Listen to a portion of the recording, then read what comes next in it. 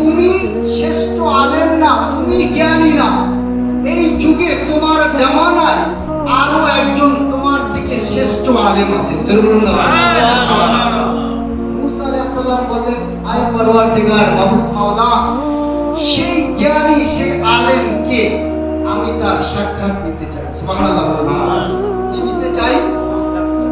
আর কি নিতে চাই? সাক্ষাৎ নিতে চাই, সোহবত নিতে চাই। আল্লাহ পাকের হুকুম মোতাবেক আল্লাহ পাক দিক নির্দেশনা দিলেন, মুসা যাও, দুই সমুদ্রের মিলন স্থানে, দুই জ্ঞানের মিলন, ইলমে শরিয়াত এবং ইলমে মারিফতের মিলন স্থান নিয়ে যিনি থাকেন তিনি হলেন হযরত খিজির আলাইহিস সালাম। সুবহানাল্লাহ। খিজির আলাইহিস সালামের সন্ধান দিলেন মুসা নবীকে। কে দিলেন বলেন? কে দিলেন? আল্লাহ। আল্লাহ দিলেন। ঘটনা বিস্তারিত অনেক, আমি যাব না, মূল কথায় আসবো। মুসা আলাইহিস সালামকে আল্লাহ পাঠাইলেন খিজির আলাইহিস সালামের কাছে। কিসের জন্য? কিসের জন্য বাবা? কথা আমার বুঝতে হবে। কিসের জন্য? জ্ঞানের জন্য। কিসের জন্য? ইলমের জন্য। কিসের জন্য? ইলমের জন্য।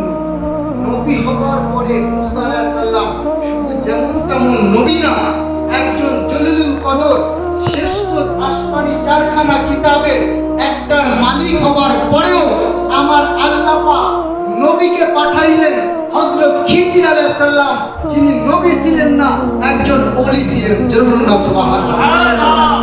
কার কাছে পাঠাইছেন বাবা? কার কাছে? নবী হবার পরেও জ্ঞান অর্জনের জন্য পাঠাইলেন কার কাছে? ওলির কাছে। ওলির কাছে। মুসা আলাইহিস সালাম গেলেন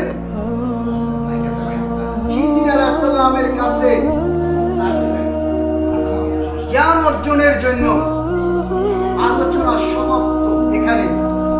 নবীকে পাঠান আল্লাহ পাক ইলমে মারিফতের জ্ঞানের জন্য, ইলমে বাতিনের জ্ঞানের জন্য ওলিদের কাছে। ঠিক কি না বলেন?